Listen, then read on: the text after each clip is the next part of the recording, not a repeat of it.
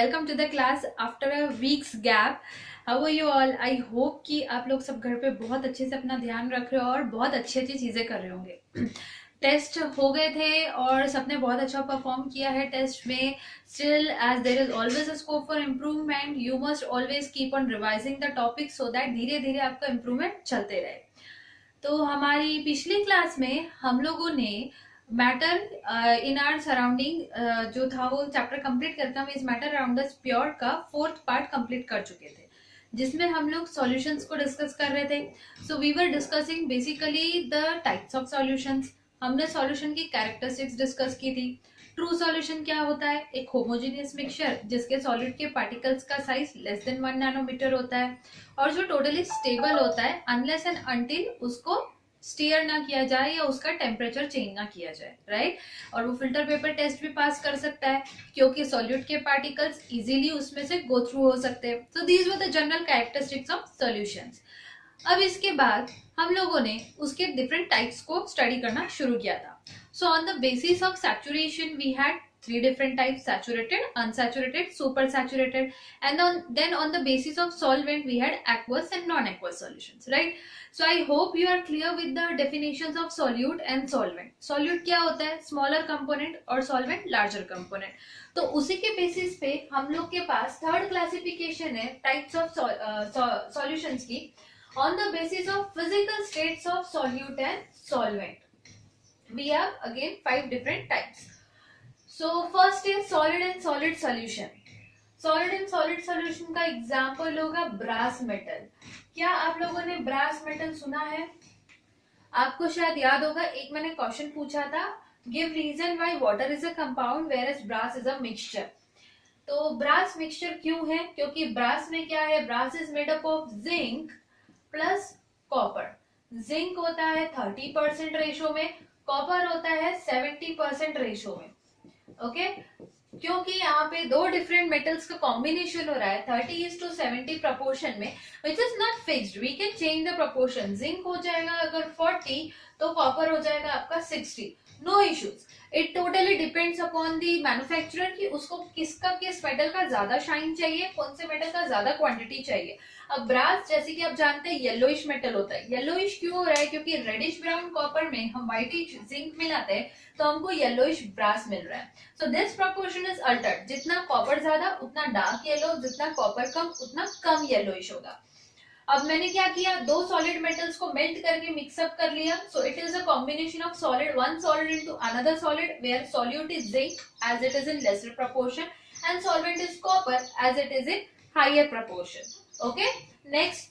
अब जिंक और कॉपर की प्रॉपर्टीज बिल्कुल चेंज नहीं हो रही है कंबाइन होने के बाद भी. Zinc is the metal which will react with the salts containing hydrogen in their, है ना. It can replace hydrogen. अगर मैंने ब्रास वेसल में HCl डाल दिया तो याद कीजिए आपका 8th स्टैंडर्ड का metals and non metals chapter, जिसमें मेटल्स एसिड्स के साथ कैसे रिएक्ट करते थे. The metals which are more reactive than hydrogen in the reactivity series can replace hydrogen from its solution, right. तो जिंक क्लोराइड प्लस हाइड्रोजन बनेगा. लेकिन जो मेटल हाइड्रोजन के नीचे आते थे रिएक्टिविटी सीरीज में वो हाइड्रोजन को रिप्लेस नहीं कर पाते थे. For example copper plus HCl no reaction, क्योंकि कॉपर H को रिमूव नहीं कर पाएगा, डिस्प्लेस नहीं कर पाएगा. सो जब ब्रास बनता है, ब्रास के अंदर भी सेम प्रॉपर्टी होता है. जैसे आप ब्रास में HCl पोर करोगे तो उसके अंदर का जिंक मेटल रिएक्ट करेगा HCl से, लेकिन copper metal won't react at all. Okay, so these are the two reasons. First reason, zinc and copper are mixed in any proportion and they are mixed physically. Second reason, only zinc reacts with the HCl and copper doesn't, which means that the constituent retain their properties, hence it is a mixture. Third thing, the components of this mixture, the metals can be again removed by physical method. We will melt brass. melt करने के बाद जो heavier metal होगा वो नीचे settle हो जाएगा और जो lighter होगा वो bottom ऊपर की layer पे रहेगा, तो हम उसको separate कर लेंगे. ठीक है. सो इस तरीके से ब्रास हमारा एक सॉलिड एंड सॉलिड का ट्रू सॉल्यूशन है, होमोजेनियस सॉल्यूशन है या फिर होमोजेनियस मिक्सचर है. इसी के अलावा मेरे पास अगर आप बात करो ब्रॉन्ज मेटल की, bronze metal, bronze is the first alloy. ठीक है, alloy is a mixture of two metals, metal और नॉन मेटल भी हो सकता है. So bronze is the first alloy that human has discovered. We know that हमारे पास गोल्ड एज था, सिल्वर एज था, कॉपर एज था, फिर ब्रॉन्ज एज आया. तो ब्रॉन्ज जो है ये combination of copper and tin है, कॉपर एंड टिन. ठीक है, 75-25 रेशियो में. सो आपको ब्रॉन्ज मेटल मिलता है तो कौन से कलर का होता है, ब्राउनिश कलर का होता है, बिकॉज उसमें कॉपर है. और टिन का भी कलर स्लाइटली थोड़ा वैसा ही है. ठीक है, तो this is again solid in solid solution. Next, solid in liquid solution. तो सॉलिड इन लिक्विड मतलब, सॉलिड लिक्विड मतलब solid will be your solute, liquid will be your solvent.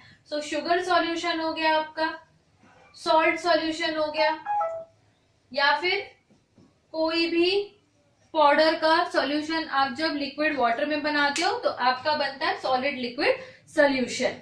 ठीक है, इसके बाद हम देखते हैं liquid liquid solution. Liquid liquid solution क्या होगा, सॉल्यूट भी लिक्विड है, सॉल्वेंट भी लिक्विड है. For example alcoholic drinks, alcoholic drinks और beverages if I talk about. ठीक है, तो एल्कोहलिक ड्रिंक्स में क्या होता है, इथाइल अल्कोहल नाम का अल्कोहल पानी में मिलाया जाता है. इसके अलावा विनेगर, विनेगर आपने सुना होगा, नूडल्स चाउमीन बनता है तो उसमें डलता है थोड़ा सा विनेगर, चाइनीज डिशेस में जनरली विनेगर यूज होता है. So vinegar is nothing but a combination of acetic acid and water. ठीक है, 5% एसिटिक एसिड का सॉल्यूशन लिया है हमने. एसिटिक एसिड का सॉल्यूशन 5% मतलब 5% एसिटिक एसिड है, 95% उसमें मेरा वाटर है. ठीक है, so acetic acid plus water gives us vinegar. Acetic acid is sour in test. इसके अलावा आप बात कर सकते हो पेट्रोलियम की. Petroleum is again liquid and liquid solution, क्योंकि उसमें क्या है, पेट्रोल, केरोसिन, डीजल, ये सारी चीजें मिक्स अप है. अब जिसका प्रोपोर्शन ज्यादा होगा वो सॉल्वेंट रहेगा, बाकी सारे सॉल्यूट्स रहेंगे. Clear. Next, gas in liquid solution. So gas in liquid solution कौन सा है, जहां पे हमारा सॉल्यूट गैस है और हमारा सॉल्वेंट लिक्विड है. ऐसा कहां पे होता है,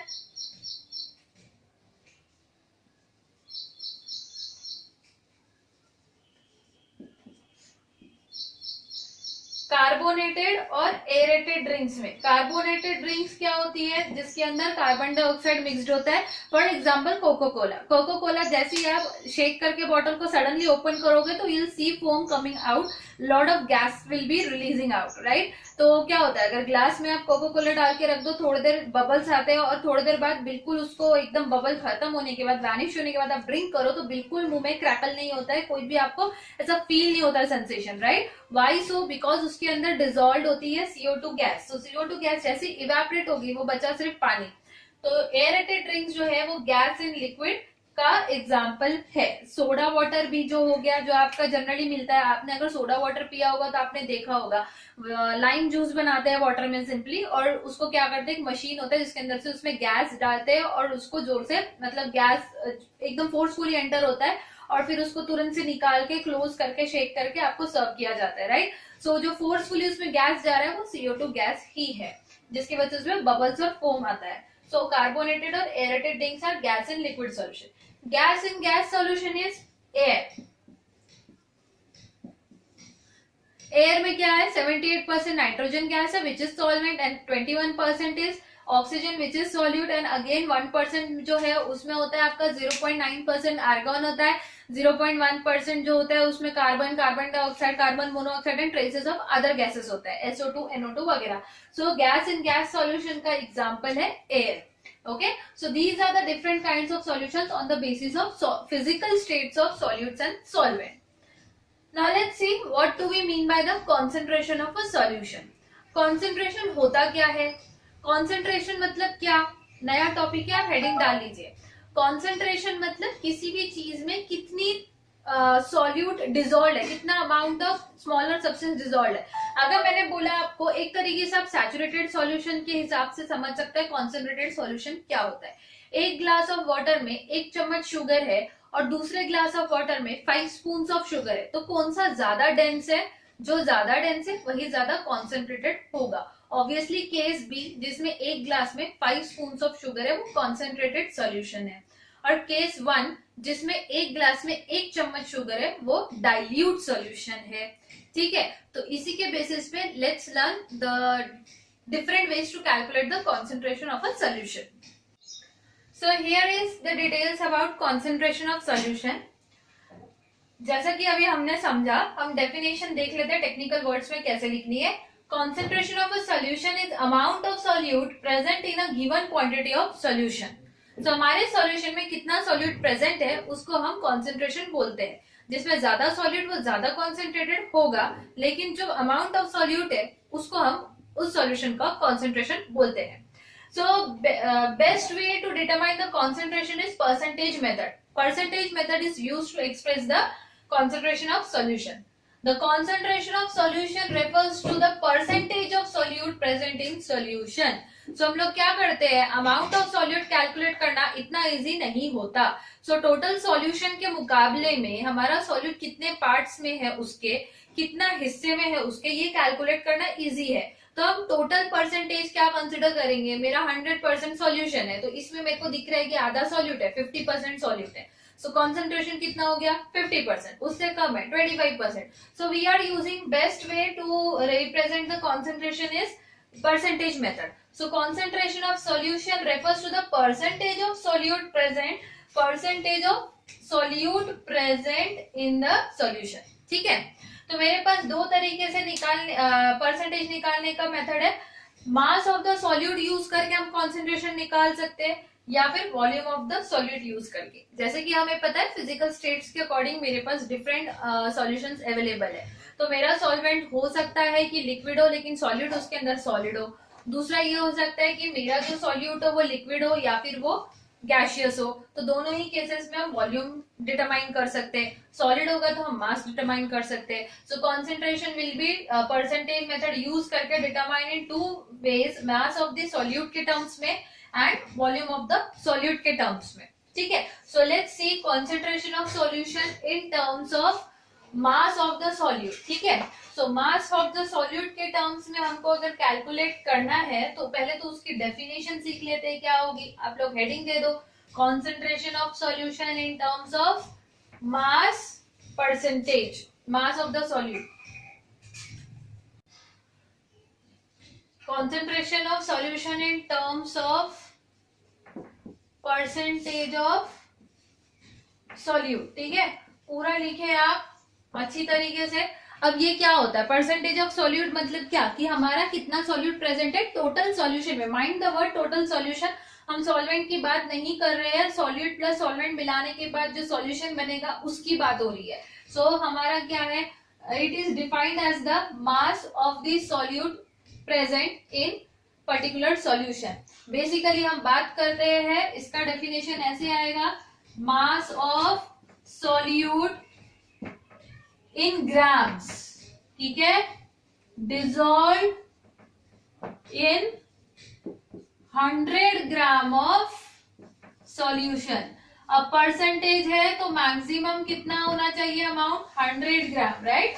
So remember the definition, mass of solute in grams is considered which is dissolved in 100 gram of solution. So मेरा फॉर्मूला क्या बनेगा, concentration of solution in terms of percentage of solute, ठीक है, will be equal to mass of solute. सही है, किस में रहेगा ये, in grams upon mass of solution. किस में रहेगा, ग्राम्स में. अब क्योंकि मास ऑफ सॉल्यूशन है तो can it be written as mass of solute plus mass of solvent. ये चीज आप हमेशा याद रखें, mass of solute in gram upon mass of solute plus mass of solvent. ठीक है, दोनों ही हमारा ग्राम में रहेगा. अब ये क्या देगा हमको, ये जो इक्वेशन, ये जो है मेथड, ये हमें सिर्फ इन मास अपॉन मास करोगे यूनिटलेस क्वांटिटी मिलेगी, कांस्टेंट टर्म मिलेगा. बट मुझे क्या चाहिए, परसेंटेज चाहिए. So can we write it like this? नहीं, हम डायरेक्टली ऐसा नहीं लिख सकते. यहाँ पे एक बहुत इंपॉर्टेंट चीज आपको एड ऑन करनी होगी, जो है मल्टीप्लाई दिस विथ 100. ठीक है, ये जो आपका फ्रैक्शन है, जैसे आप इसको 100 से मल्टीप्लाई करते हो, ऊपर नीचे दोनों जगह आपको 100 से मल्टीप्लाई करना है, तो आपको क्या मिलता है? परसेंटेज मिलता है. कोई भी चीज को परसेंटेज में कन्वर्ट करने के लिए 100 से मल्टीप्लाई किया जाता है, और परसेंटेज को नंबर में कन्वर्ट करने के लिए 100 से डिवाइड किया जाता है. अगर आपको ये याद नहीं है तो आप एक नोट बना के लिख लीजिए इसको अच्छे से, गुरु मंत्र के समान. कोई भी चीज को नंबर से परसेंट में कन्वर्ट करने के लिए मल्टीप्लाई बाय 100, परसेंट से नंबर में कन्वर्ट करने के लिए divide by 100. This thing should be very clear in your mind. तो आपको ये क्या मिल गया? बेसिकली एक फॉर्मूला मिल गया, एक मेथड मिल गया to find the concentration of solution in terms of percentage of solute. अब मैंने आपको बोला, एक सपोज क्वेश्चन दिया कि मेरे पास 10 ग्राम ऑफ सॉल्यूट है जो कि डिजोल्व है मेरे 100 ग्राम सॉल्यूशन में. ठीक है, 100 ग्राम पूरा सॉल्यूशन आ रहा है आपका, और आपके पास सिर्फ 10 ग्राम जो है वो सॉल्यूट है. ठीक है, तो आप मुझे जल्दी से कैलकुलेट करके बताइए कि कॉन्सेंट्रेशन ऑफ सॉल्यूशन क्या बनेगा. लेफ्ट हैंड साइड लिखना नहीं भूलना है, यहाँ पे पूरा आपको लिखना पड़ेगा बाकायदा. Concentration of solute by mass percentage, इस तरह से भी आप लिख सकते हो. Do not get confuse by mass percentage. Okay, so these numericals are actually very important from your school exam point of view. कितना आने वाला है? मैंने क्या कहा था? 10 ग्राम आपका सॉल्यूट है, टोटल आपका सॉल्यूशन है 100 ग्राम. ठीक है, इंटू 100 करोगे, आंसर कितना मिलने वाला है आपको? 100 कैंसर, 10 व्हाट परसेंट. परसेंट का यूनिट लगाना बहुत ज्यादा इंपॉर्टेंट है, ये आपको नहीं भूलना है. This is very important. Unit नहीं लगाओगे मार्क्स कट जाएगा. सो 10%. सो इसका मतलब क्या हुआ कि आपका 10% सॉल्यूशन अगर किसने बोला कि मुझे बना के दो, तो आप क्या करोगे? जितना आपका सॉल्यूट है वो 1/10 पार्ट रहेगा आपके टोटल सॉल्यूशन का. मतलब कि आपका जो सॉल्यूशन है, अगर वो 10 ग्राम है तो सॉरी, आपका सॉल्यूट 10 ग्राम है तो सॉल्यूशन मतलब होना चाहिए 100 ग्राम. अगर आपका सॉल्यूट 20 ग्राम है तो आपका सॉल्यूशन होना चाहिए 200 ग्राम. अगर आपका सॉल्यूट 30 ग्राम है तो सॉल्यूशन होना चाहिए 300 gram. Okay, so solute must be 1/10 of the complete solution. इसी के अलावा अगर मैं आपको कहूं कि इसमें मुझे सॉल्वेंट कितना है, ये आप कैलकुलेट करके बता सकते हो क्या? तो डेफिनेटली 100 ग्राम आपका क्या था? सॉल्यूशन था. 10 ग्राम आपका सॉल्यूट है. वी नो दैट सॉल्यूशन का मास है ना, sorry, mass of solution is equal to mass of solute plus mass of solvent होता है ना. मैंने आपको बताया था कि सॉल्यूशन मेरा कितना है? 100 ग्राम है.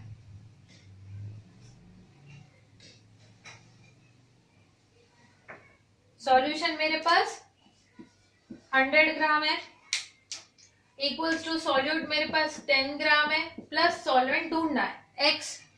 तो 100 माइनस 10 इक्वल्स टू x कितना होगा? Therefore x equals to 90 gram.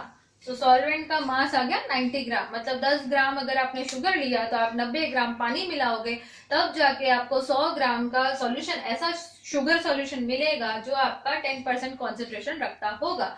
I hope this is clear to you. Now let's move towards the second topic, concentration of solution in terms of percentage by volume. Concentration of solution in terms of volume, percentage of solute is given by this formula, which is equal to volume of solute in ml upon volume of solution in ml into 100. Okay, so here mention mind the word solution, which will be again equal to volume of solute upon volume of solute plus volume of solvent, because this is the total for volume of solution into 100. Clear? Now if I say that volume of solute given to you is 20 ml, which is dissolved, okay, this is solute, which is dissolved in 40 ml of solvent. Now find out the concentration of the solution so formed. When 20 ml of solute is dissolved in 40 ml of solvent, find out the concentration of the solution so formed. right? So this is the given question. How will you find the concentration in real life? Actually, these are the useful kind of things. So how will you find the concentration? Mention the things which I have given to you are, first thing, volume of solid is given. Second thing, volume of solvent is given. Volume of solution is not given, right? So you will have to find the volume of solution first of all. How can you find the volume of solution? By adding the volume of solute and volume of solvent. So volume of solution. How can you find the volume of solution here? Volume of solution will be equal to volume of solute, which is 20 ml, plus volume of solvent, which is 40 ml. So answer will be 60 ml, right? Now you have to find out the concentration of the solute in volume percentage terms, right? So what will be you doing? You will be writing this formula first of all. Clear? Always try to solve the numericals in a way like first write the given data, always. Then write to find and then write solution. Inside the solution, always remember to write the formula. We know that and the formula. This particular protocol, this particular step to method to write the answer will fetch you 1 mark in the exam. Okay, so step writing has marks. Next, after writing the formula, you will put the things, put the values, get the answer. Simple, right? So what will be the values you will be putting here? Instead of volume of solute, we will be writing 20 and volume of solution will be writing 60, right? So 20 upon 60 into 100. So what will be your answer? 20 ones are 20 threes are 60, which is equal to 100 upon 3. 100 upon 3 means how much? 33.3333. If I am not wrong, please correct me. Okay, so 100 upon 3, which is equal to 33.33%, right? So 33.33 parts of solute are present in total 100 parts of the solution. This means that. Okay, so this is about the concentration of solution. Now I will be giving you few questions in the description link. Find those questions, solve, try to solve those questions. If you are unable to solve those, please post the doubts. Okay, so that's enough for the day. Thank you and have a good day.